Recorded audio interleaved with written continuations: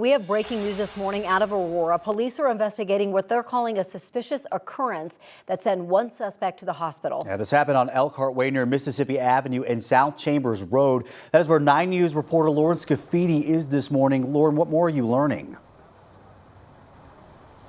Good morning. We're still waiting on that update from Aurora Police this morning. We should be getting that in just a couple of minutes. But so far, we know that Aurora Police shot a man near the Sunnyside condominiums on South Elkhart Way overnight. People are starting to come out here as the sun comes up. A lot of curious people looking to see what's going on. Aurora Police has this whole section blocked off here. We've seen a lot of activity in that parking lot right there. I just saw someone carrying evidence markers, and it's actually roped off by crime scene tape on the other side of that parking lot. This complex is near East Mississippi in South Chambers. APD says officers were investigating what they're calling a suspicious occurrence.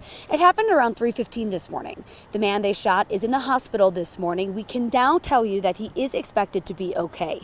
No officers were hurt, but that is all we know right now. I talked to APD this morning. I asked what that suspicious occurrence was, how many shots APD officers fired, if the man fired back, and more details about his injuries. They weren't able to answer any of those questions, but it does look like we are about to get that press conference underway. So we're going to get some more answers to those questions in just a couple of minutes, and I will update you when we have those. Live in Aurora, Lauren Scafidi, 9 News. All right, absolutely. Lauren, you go get set up. We're going to get some other headlines right now, but once they get into that press conference, we're going to bring that to you live at home as well.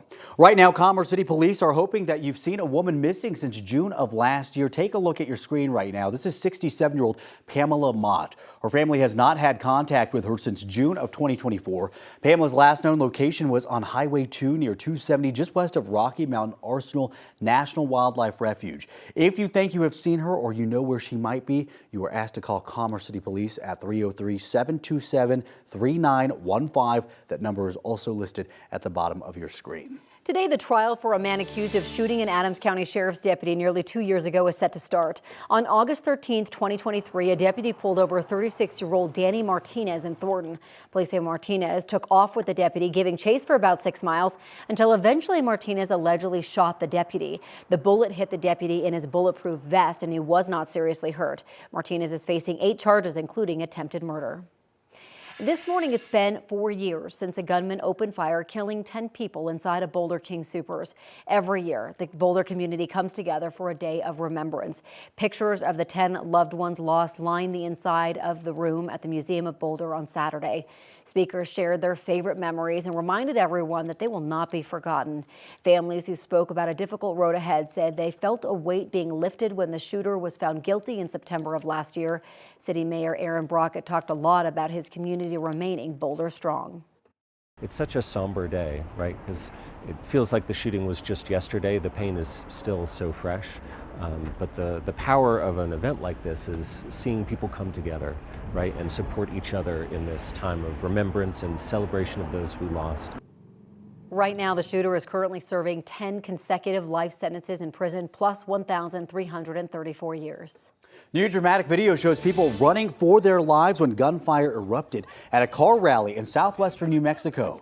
3 teenagers were killed and 15 others were hurt. It's unknown how they are doing this morning. 20-year-old Tomas Rivas and 3 other teenagers, are in custody this morning in connection to this shooting. In a press conference on Saturday, the city's mayor offered condolences to the community.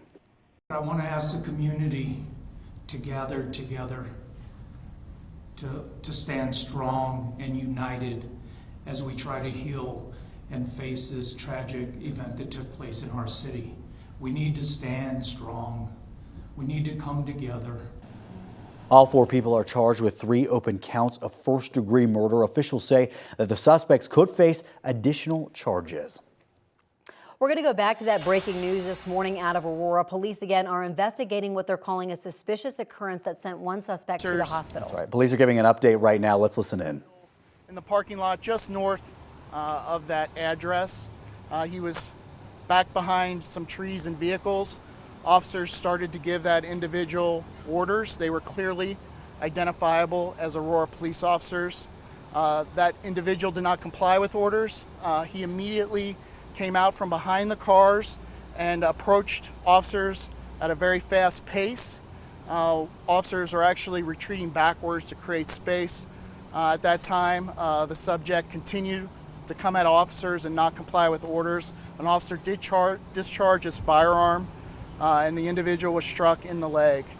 Upon being struck by gunfire, the individual threw down a knife onto the ground, dropped to his knees, and complied with officers' commands. Officers immediately rendered aid, and the individual was transported to Aurora South with non-life-threatening injuries. We are expecting him to be released shortly. His parents have been notified. We've been in contact with his parents. The officer is a 20-year officer. He's on administrative leave, which is consistent with our policies and procedures of the Aurora Police Department. The investigation is still in its early stages, but we're coordinating with the Arapahoe County 18th Judicial District, a critical incident response team who conducts these officer-involved incidents. We also do an internal investigation, and we will do a use of force investigation as well. We don't know what motivated this individual to not comply with orders and charge at officers. We're still going to figure that out through our investigation. But we have in this area experienced a lot of vehicle break-ins and motor vehicle thefts. So our officers are being very proactive in the community to try to locate people who might be breaking into cars and try to intervene and stop that behavior. Unfortunately, in this case, an individual who we believe was involved in that type of conduct was contacted and did not listen to officers' clear commands, and subsequently was injured. Do you have an age on the suspect? You said you talked to his parents. Yes, he's a 16-year-old Hispanic male.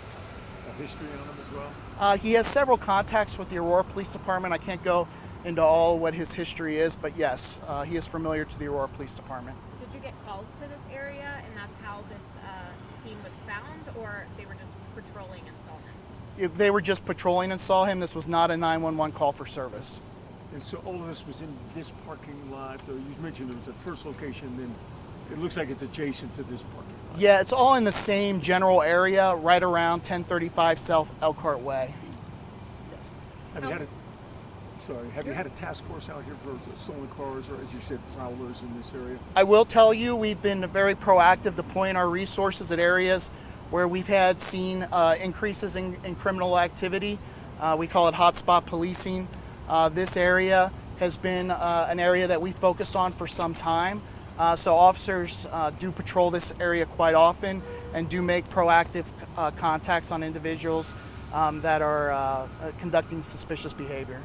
So I imagine your people were able to respond quite quickly when the initial calls came in at about 2:50. Yeah, when I believe they contacted the individual around 3:22 a.m. and the shots were fired at 3:23. So about 3 to 4 minutes after the initial contact when the individual ran from officers. You mentioned a lot of break-ins in this area. Any data you can share or a number you can give to help us quantify that to viewers? I don't have the data right in front of me, but yes, we do keep data. It's available on our website, on our portal, that you can pull that data for this specific area.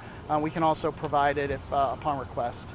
How many shots were fired? We're still determining the number of shots. Somewhere between 2 to 3 is what we believe. And did officers know he had a knife before those shots were fired? That's still too preliminary in the investigation. Interviews will have to be conducted to determine what the actual what the officer observed and what his perception of the incident was at that time. And did the teen or any family members or friends, do you know if they live in this area, in these condos? I can't speak to where the individual lives or where his family may live. Sorry, one officer fired a shot? Yes, one officer. Correct. All right, thank you. Thank you. Good job. Thanks, man. Again, this is breaking news that we're following out of Aurora right now. There was an overnight occurrence that happened around 3:20 this morning near Sable and Mississippi. We know that Aurora Police did shoot one person there, a 16-year-old Hispanic male that's familiar to the Aurora Police Department.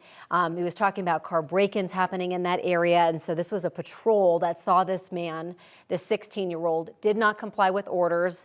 He did have a knife, and so an officer fired his gun. Yeah, it sounds like he was approaching officers pretty quickly. They had ordered him to stop.